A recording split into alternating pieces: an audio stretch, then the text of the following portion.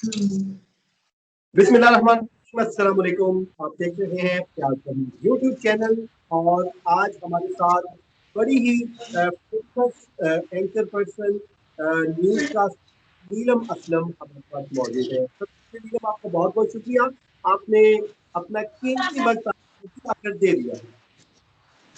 वालेकुम अस्सलाम। कैसे हैं आप? और कीमती वक्त नहीं। और जब आपके साथ जब भी इंटरेक्शन होता है, आपको पता है कि हमारे ग्रुप है, शोएब है, उस पे सैरिश है, रम है, हमारी बड़ी अच्छी हमेशा एक केमिस्ट्री रहती है। जब भी मैं स्पेशली इस्लामाबाद में आती हूँ तो आप लोगों की मेहमान बनती हूँ, तो आप लोगों के लिए मैं रात को भी अवेलेबल हूँ। रात के 3 बजे भी आप मुझे कॉल करें और हम कुछ डिस्कस कर सकते हैं। तो प्लीज आप मुझे शर्मिंदा ना करें ये कह के। चलिए, थैंक यू वेरी मच। चलिए जी, अब हम अपने बात करते हैं, टॉपिक पे आते हैं। आज नीलम असलम, आपको मैं थोड़ा सा बताना चाहूंगा कि ये अपनी एक वेबसाइट भी इन्होंने लॉन्च की है और साथ ही साथ अपना एक यूट्यूब चैनल भी चला रही है। आप उसको भी जरूर सब्सक्राइब करो। स्पेशली वो फीमेल्स के इशू को हाईलाइट कर रही है, और इस सोसाइटी में फीमेल के इशू को हाईलाइट करना भी एक जहाद है। और नीलम असलम माशाल्लाह पिछले कुछ हफ्ते से इस जहाद को कर रही है। और वेबसाइट है स्पेसिफिकली तो विमेंस के इशू को डिस्कस किया जा रहा है। तो आज हम इनके साथ इसी मौजू पे ही बात करेंगे। तो लेकिन सबसे पहले हम गुज़श्ता रात जो बल्कि मुफ्ती अब्दुल कवी और हरीम शाह का जो वाकया है पेश आया है, उस पे इनकी राय लेते हैं कि बीइंग अ फीमेल ये किसको सपोर्ट कर रही है। ये भी एक सोसाइटी की तरह सिर्फ हरीम शाह को सपोर्ट कर रही है क्योंकि वो फीमेल है, या फिर मुफ्ती अब्दुल कवी को सपोर्ट कर रहे हैं कि वो एक मजहबी रिलीजियस पर्सनैलिटी है। जी नीलम, बताएं। थैंक यू फयाज कि आपने मुझसे ये क्वेश्चन पूछा। और ये जो आपने लफ्ज यूज किया ना, बीइंग अ फीमेल, तो मैं आपको बताऊं कि मैं उन लोगों पे तनकीद नहीं करना चाहती जो बीइंग अ मेल या बीइंग अ फीमेल किसी भी चीज पे तबसरा करते हैं। मैं बीइंग अ ह्यूमन इस बात पे तबसरा करना चाहूंगी। सबसे पहले तो ये कि आप भी इस बात से मुत्तफिक होंगे कि दोनों जो स्टेक होल्डर्स हैं उनकी इसमें गलती है। सबसे पहले तो मुफ्ती अब्दुल कवी साहब से सवाल है कि वो वहां पर मौजूद क्यों थे जब आप अपने नाम के साथ रिलीजियस स्कॉलर का आपके साथ टैग लगा हुआ है। लोग आपके पास आते हैं अपने मसले लेकर, इस्लामी मसले सुलझाते हैं, आपकी तरफ देखते हैं, आपसे फतवे लेते हैं। इतनी बड़ी अल्लाह ने आपको इज्जत दी है, पाकिस्तान ने आपको इज्जत दी है, उसको आप इस तरह से सरे बाजार में कहूंगी रुस्वा कर रहे हैं अपने साथ जो आपके साथ टैग लगा हुआ है मजहबी स्कॉलर का। लोगों को कितनी मायूसी होगी जो इनको रोल मॉडल समझते हैं। तो सबसे पहले उनकी भी गलती है। फिर मेरा हरीम शाह या उनके साथ जो कहा जा रहा है कि हरीम शाह तो वीडियो बनाने वालों में से थप्पड़ उनकी दोस्त आयशा ने मारा है। इन दोनों लड़कियों से सवाल है कि आपको इतनी बड़ी एंटरटेनमेंट इंडस्ट्री दे दी है, आप उस पर टिकटॉक बनाएं, आप वीगो पे जाएं, आप जिस मर्जी ऐप पे जाएं, आपको एक मजहबी स्कॉलर की बार बार जरूरत क्यों पड़ती है? ठीक है कि वो अपनी मर्जी से आपके पास आते हैं, लेकिन आप भी तो अपनी मर्जी से उनके पास जाती हैं या उनको बुलाती हैं। आपके पास पाकिस्तान में हजारों चॉइसेस हैं, पाकिस्तान से बाहर दुबई में हजारों चॉइसेस है। हम सबको पता है कि ये लोग बाहर भी जाती हैं, क्या कुछ करती हैं।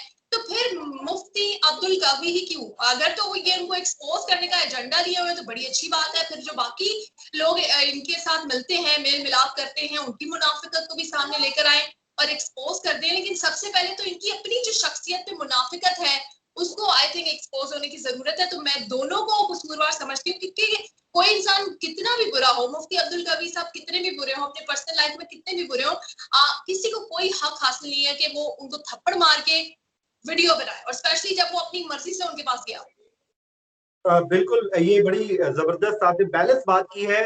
वो कल रात से एक यकतरफा ट्रैफिक चल रही थी, लेकिन आपने बैलेंस बात की और आपने कहा कि यहाँ पे एक फरीक का नहीं बल्कि दोनों का ही कसूरवार है, और दोनों ही पहले पहुंच जाते हैं चस्का लेने, उसके बाद फिर एक दूसरे को एक्सपोज करना शुरू कर देते हैं। तो ये तो हो गया जी मुफ्ती अब्दुल कवी का। अभी हम खवातीन के ही मौजू पे बात कर लेते हैं आपसे कि नीलम, आप थोड़ा सा हमें अपने बारे में बताएं। आप जब इस मीडिया की फील्ड में आए, मुझे पता है इस फील्ड के बारे में एक जो परसेप्शन आमतौर पे पब्लिक में या फील्ड आउट ऑफ फील्ड पाई जाती है कि बड़ी ये ग्लैमरस है और पता नहीं क्या कुछ है, और खासकर फीमेल के लिए कोई अच्छी फील्ड नहीं है। तो आपको कैसे अलाउ कर दिया घर वालों ने इस फील्ड में आना?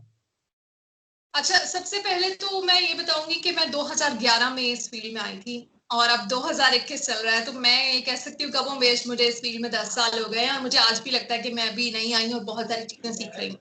लेकिन जो आपने घर वालों की परमिशन की बात की, तो घर वालों की तो परमिशन मुझे इजीली मिल गई थी।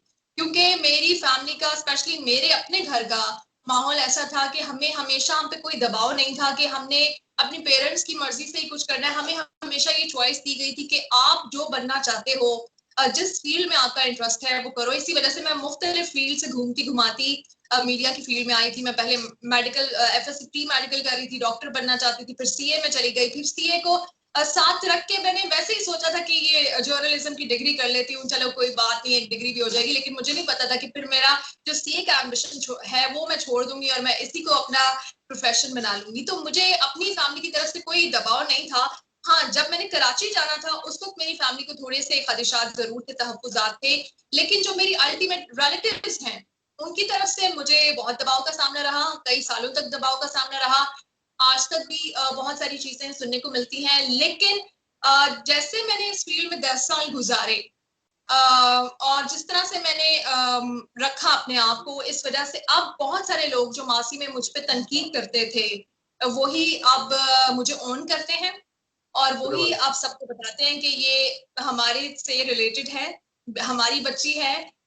तो इसलिए मुझे ये खुशी है कि मैंने किसी को, जो मुझे शुरू में जिनको तहफ्फुज़ात थे भी, उनका भी दिल नहीं तोड़ा है। उनको भी आज भी मैं इज्जत करती हूँ। ठीक है, उनके अपना एक नजरिया था सोचने का, मुझे उनसे कोई गिला शिकवा नहीं है। और मुझे खुशी इस बात की है कि आज वो भी मेरे साथ है और आज वो भी बड़े फख्र से बताते हैं कि ये हमारी बच्ची है। यानी कि वो कहते होंगे, जब टीवी पे आपको देखते होंगे तो कहते होंगे ए साडी कुड़ी बैठी जे।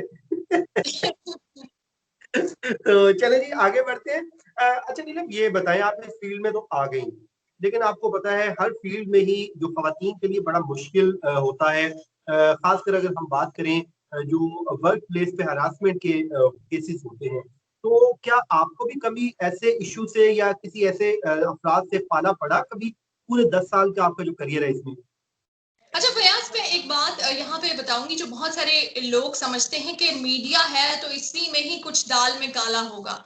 आप बैंकिंग का प्रोफेशन देख लें, आप डॉक्टर्स को देख लें, आप टीचर्स को देख लें, हर जगह हरासमेंट का सामना करना पड़ा है। मीडिया के शायद स्कैंडल्स कम सामने आ रहे हैं। अगर आपने देखा हो, मीडिया में कोई चीज छुपती नहीं है। मैं आपको बता दूं, अगर कोई हरास करता है तो बात सामने आ जाती है। लेकिन जो हम टीवी पे रिपोर्ट कर रहे हैं, आपने देखा हो यूनिवर्सिटीज के किस्से सामने आ रहे हैं, बैंक्स के किसके सामने आ रहे हैं हरासमेंट के। लेकिन हमारी फील्ड जो कहते हैं ना, बद से बदनाम बुरा, तो मीडिया का वो हाल है कि बद से बदनाम बुरा। मुझे अल्लाह का शुक्र है, मैं जैसे कि आपको बताया कि तकरीबन 10 साल हो गए, मुझे आज तक किसी हरासमेंट का सामना फेस नहीं करना पड़ा। मेरे आसपास कुछ लोगों को मैंने जरूर देखा, लेकिन थोड़ा सा मैं इसमें क्रेडिट तो नहीं लेना चाहूंगी, लेकिन मैं ये जरूर कहना चाहूंगी कि अगर आप अपने आसपास एक सर्कल बना के और लोगों को समझा दें कि ये आप सबकी लिमिट है और इस लिमिट के अंदर किसी ने आना नहीं है, ये मेरी बाउंड्रीज हैं, इसके अंदर मैं आने नहीं दूंगी, वरना मैं छक्का मारूंगी, बाहर उठा के फेंकूंगी, तो लोग आपको तंग करते नहीं है। ठीक है, इस वजह से मुख्तलिफ जॉब्स में या मीडिया में आपका जो सफर है वो मुश्किल हो जाता है कि आपको फिर सिर्फ मेहनत ही करना पड़ती है, सिर्फ काम ही करना पड़ता है, क्योंकि और आपके पास वो जो एक्स्ट्रा टैलेंट चाहिए होता है ना, आप समझ रहे हैं, एक्स्ट्रा टैलेंट में किसी बात, जब वो आपके अंदर नहीं होता है ना, तो सिर्फ मेहनत ही करनी पड़ती है, फिर रियल टैलेंट ही दिखाना पड़ता है। सफर मुश्किल जरूर होता है, लेकिन मुझे किसी ने कोई हरासमेंट का एज सच, मुझे अगर मैं अपने कलीग्स की बात करूं या जितने मैंने हेड्स के साथ काम किया, रिपोर्टर्स के साथ काम किया, एंकर्स के साथ काम किया, मुझे कभी एज सच कोई हरासमेंट का सामना नहीं करना। यानी कि जो मैं आपकी बात से समझा ये हूँ कि अगर आप खुद से ठीक हो, आप किसी को अपनी जो लिमिट्स है क्रॉस ना करने दें, तो आप भी हैरासमेंट से बच सकते हैं। और जो खवातीन अक्सर इसका शिकार होती है वो खामोश रहती हैं या फिर वो अलाउ करती हैं, पहले किसी को करीब आने का मौका देती हैं। नहीं, मैं इसमें इससे थोड़ा सा अग्री करती हूँ कि शायद मैं खुशकिस्मत हूँ, या शायद हम जैसे हमारे एक एंकर हैं शहजाद हसन, वो और मैं अक्सर बैठे मजाक करते थे कि हमें लोग कहते थे कि आप लोग गुस्से में हैं, तो हम कहते थे नहीं, हम गुस्से में नहीं, हमारी शक्ल ही ऐसी है। तो शायद मेरा पूरी पर्सनालिटी का ऑरा ऐसा था कि लोग थोड़े से दूर रहते थे। लेकिन ऐसा नहीं है कि लोगों के साथ हरासमेंट नहीं होती, और ऐसा नहीं है कि आप ही मौका देते हैं तो फिर ही लोग आपको अप्रोच करते हैं। बहुत सारे मजलूम केसेस, बहुत सारे विक्टिम्स हैं जिन्होंने खुद मौका नहीं दिया, लेकिन वो शायद वीक समझ के लोग उनकी तरफ गए और उनको इस तरह से हिट करने की कोशिश की। तो ऐसा नहीं है कि आप मौका नहीं दे रहे तो आपकी तरफ कोई नहीं आएगा। बहुत सारे लोगों के साथ ज्यादती भी होती आई, और ना सिर्फ इस फील्ड में बल्कि हर फील्ड में। जब लड़कियां, इसीलिए कहते हैं कि पेरेंट्स को, दोस्तों को, भाइयों को, बहनों को, सबको अपने जो आसपास की लड़कियां, उनको कॉन्फिडेंस देने की जरूरत है। जब आप कॉन्फिडेंस देंगे, जब आपके साथ कोई बुरा करके जाएगा, आप उस पर आवाज उठाओगे कि ये मेरे साथ आपने अनफेयर किया, ये मेरे साथ आपने ठीक नहीं किया। जब आपको एक आवाज मिली होगी, तो फिर आप अपने साथ ऐसे किसी भी होने वाले इंसिडेंट को रोक सकते हैं। रोक सकते हैं। अच्छा, मैं नीलम थोड़ा सा बताऊं बल्कि व्यूअर्स को, जब मैं नीलम असलम का इंटरव्यू रिकॉर्ड करने से पहले थोड़ी सी अपनी स्टडी कर रहा था, तो मैं थोड़ा सर्च आउट कर रहा था चीजें, नीलम असलम से मुतालिक चीजें पढ़ रहा था कि क्या करियर है, कहाँ पे। तो मैं यूट्यूब पे बल्कि जब आपका नाम लिखा तो वहां पे आया नीलम असलम वेडिंग का एक ऑप्शन मुझे आ गया। तो क्या आपकी शादी शुदी हो गई है या नहीं, क्या ये क्या है, वो क्यों आ रहा था वहां पे?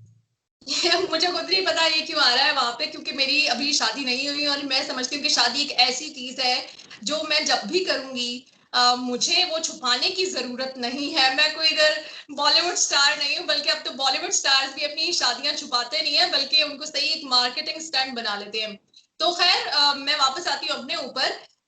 जब भी शादी होगी यकीनन सबको बताऊंगी, खुद उसकी पिक्चर्स लगाऊंगी, और बल्कि द ब्लाइंड साइड पे पूरा शो करके खुद अपनी पिक्चर्स दिखा दूंगी। लेकिन मुझे ऐसा लगता है कि हमारी फील्ड में एक और एंकर भी हैं, बल्कि दो एंकर्स हैं, एक नीलम यूसुफ भी है, एक नीलम नवाब भी है। नीलम यूसुफ की शादी हुई थी, शायद उनसे लोग मिक्स कर देते हैं, या फिर लोगों को कुछ फेक पेजेस बने में उनको आदत है इस तरह के टैग्स लगा के। और अगर मैं उसी पेज से पूछूं कि जी मेरी शादी की पिक्चर्स कहाँ है, अगर मेरी शादी हुई है, तो उनके पास कोई पिक्चर्स नहीं होंगी, बल्कि मैंने कहीं एक रमजान ट्रांसमिशन में लाल दुपट्टा ओढ़ा हुआ था, उसकी पिक्चर लगा के मेरी शादी उन्होंने कराई हुई है। तो मतलब नीलम की पूरी शादी की एक ही पिक्चर है और उसमें दुल्हा भी नहीं है, उसमें सिर्फ लाल दुपट्टा है। तो इस तरह तो फिर आप जिसकी मर्जी शादी कर। ऐसे पेजेस को, ऐसे फेक पेजेस को मैं कंडेम करती हूँ, क्योंकि मैं इनको इतना सीरियस नहीं लेती थी। लेकिन आपने भी मुझे बताया, कुछ और लोगों ने भी मुझे बताया कि तुम्हारी तो शादी के बारे में पिक्चर्स हैं, बल्कि आपने तो वेडिंग की बात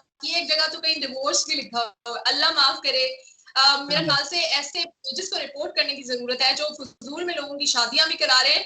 चलिए शादी तो कराइए, डिवोर्स भी करवा दिए, तो ये तो मुझे और भी ज्यादा नापसंद आई है बात। लेकिन एंकर्स के बारे में, सेलिब्रिटीज के बारे में इस तरह बहुत सारे पेजेस पे बहुत सारी फेक इन्फॉर्मेशन है कि उसका घर देखें, करोड़ों का घर देखिए, वो किस तरह के घर में रहती हैं, हम आपको दिखाते हैं, शादी के बाद उनके साथ क्या हो रहा है हम आपको दिखाते हैं। इस तरह के हमें फेक यूट्यूब कंटेंट को ना कंडेम करना चाहिए।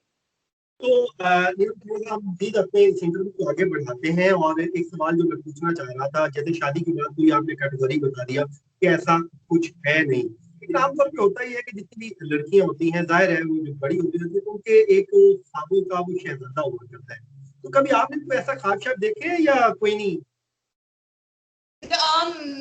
अक्सर ना मेरे जो कलीग्स हैं वो मुझे मजाक करते हैं कि नीलम के अंदर ना लड़कियों वाली चीजें कम है मतलब लड़कियों वाली आदतें कम है। तो बचपन से ही मैं कुछ ऐसी थी, क्योंकि मेरे दो भाई हैं, मेरी कोई बहन नहीं है, तो मैंने ख्वाबों के शहजादों के बारे में तो कभी सोचा ही नहीं। मैं हमेशा क्रिकेट देखती थी अपने अब्बा के साथ बैठ के, अपने भाइयों के साथ बैठ के, स्पोर्ट्स में इंटरेस्ट था, न्यूज देखती थी। वो लड़कियों वाली जो बातें होती ना, शादी, ख्वाबों के शहजादे, कपड़े, ये वो, इस तरह की कभी बचपन से चीजें थी नहीं। और जब बड़ी हो गई तो फिर इतनी करियर ओरिएंटेड थी, इतनी एम्बिशियस हो गई कि कुछ बनना है, कुछ करना है, फिर अपने करियर में लगे। और फिर आपको पता है मीडिया में जो आ जाए वो मीडिया का ही होके रह जाता है। तो मीडिया में आके मेरे ऊपर बहुत ज्यादा बर्डन ऑफ प्रूफ था, तो मैंने अपने काम पे ही फोकस किया पिछले 10 साल से। ऐसा सच मुझे मौका मिला नहीं ख्वाबों के शहजादे के बारे में सोचने का। लेकिन ख्वाबों का शहजादा नहीं है, लेकिन हकीकत में ये जरूर सोचती हूँ कि जो भी होगा वो एक अच्छा इंसान होगा, बाकी कुछ ना हो, सिर्फ एक अच्छा इंसान हो और इंसानियत का एहतराम करता हो और इंसानियत के लिए कुछ करना चाहता हो, तो मैं उसके साथ इस मिशन में जरूर शामिल होना चाहूंगी। जरूर शामिल होगी। तो चलिए, ये तो बड़े पर्सनल नोयत के सवाल हो गए जो आपने बड़े अच्छे अंदाज में हमें इसका जवाब भी दिया। तो मैं जानना ये चाहूंगा कि अब आखिर में मैं सिर्फ इतना पूछना चाहूंगा, जो फीमेल लड़कियां जो स्टूडेंट्स हैं वो इस फील्ड में आना चाहती हैं, उनके लिए कोई आपके पास मशवरा के वो आना चाहिए? कहा यह जा रहा है कि अब ये फील्ड जो है वो दम तोड़ रही है, तो आप उनको क्या मशवरा देंगे? इसमें कोई शक नहीं है कि जिस दौर में मैं आई थी वो एक बूम था इस फील्ड का, मीडिया का, न्यूज चैनल्स का। अब इसको थोड़ी मुश्किलात का सामना जरूर है, क्योंकि अब सोशल मीडिया पार बनती जा रही है, अल्टीमेट पार। तो उस माहौल में, लेकिन इस फील्ड को हम बिल्कुल ही नेगेट नहीं कर सकते कि ये अगले 10 साल में बिल्कुल ही खत्म नहीं हो जाएगी, इसकी अपनी एक वर्थ रहेगी। हाँ, सोशल मीडिया, अब जो लोग, आप मुझे खुद बताएं, मैं भी जब टीवी देखना होता है, अब टीवी नहीं ऑन करते, कोई खबर आती है तो हम अपने फोन पे यूट्यूब चैनल ऑन कर लेते हैं, फेसबुक लाइव पे देखना शुरू हो जाते हैं किस चैनल पे क्या हो रहा है। इसलिए यकीनन इस फील्ड में जो भी आए वो सोच समझ के आए कि अब ये पैशन ही रह गया, इसमें पैसा उतना नहीं रह गया। तो अगर ठीक है, जब आपकी टैलेंट है, आपका रिस्क है, जितना खुदा ने आपकी किस्मत में लिखा है वो आपको मिल जा रहा है इस फील्ड में या किसी फील्ड में। लेकिन जो लोग शोहरत के लिए आना चाह रहे हैं या पैसे के लिए आना चाह रहे हैं, मैं उनको बताऊंगी कि शोहरत अब शायद इस फील्ड से ज्यादा सोशल मीडिया में है। शोहरत जो है वो टिकटॉक ले गया, शोहरत जो है वो वीडियो पे चली गई है, शोहरत इस तरह की एप्स पे चली गई है। शोहरत जो है वो अब इस फील्ड में नहीं रही। हाँ, इज्जत कमाना चाहते हैं तो वो आपको इस फील्ड से मिलेगी। पैसा जितना आपकी किस्मत में लिखा होगा वो आपको मिल जाएगा। लेकिन यकीनन जो इस फील्ड में आना चाहते हैं वो सोच लें एक बार, क्योंकि अभी टाइम टफ है। अगले 10 साल जरूर इसको कुछ नहीं होने वाला, ये कहीं नहीं जाने वाला, इसकी अपनी एक वर्थ रहेगी। लेकिन इसकी वर्थ से ज्यादा इस वक्त सोशल मीडिया की वर्थ बन चुकी है। सोशल मीडिया की वर्थ बन चुकी है। जी नीलम, आपका बहुत बहुत शुक्रिया, आपने हमें आज वक्त दिया और हमारे उन सवालों का भी जवाब दिया जो आमतौर पे जो लड़कियां होती हैं वो कम ही जवाब देती हैं। तो आपका शुक्रिया, आपने हमें वक्त दिया। तो नाजरीन, आप इस हमारे चैनल को देखते रहें और हमें अपना फीडबैक, यकीनन आपके फीडबैक का इंतजार रहता है, और जरूर अपना फीडबैक दीजिए और सब्सक्राइब भी कीजिए, और मुझे और नीलम को दीजिए इजाजत। अल्लाह हाफिज। मैं ना इसकी रिकॉर्डिंग रोक देती हूँ।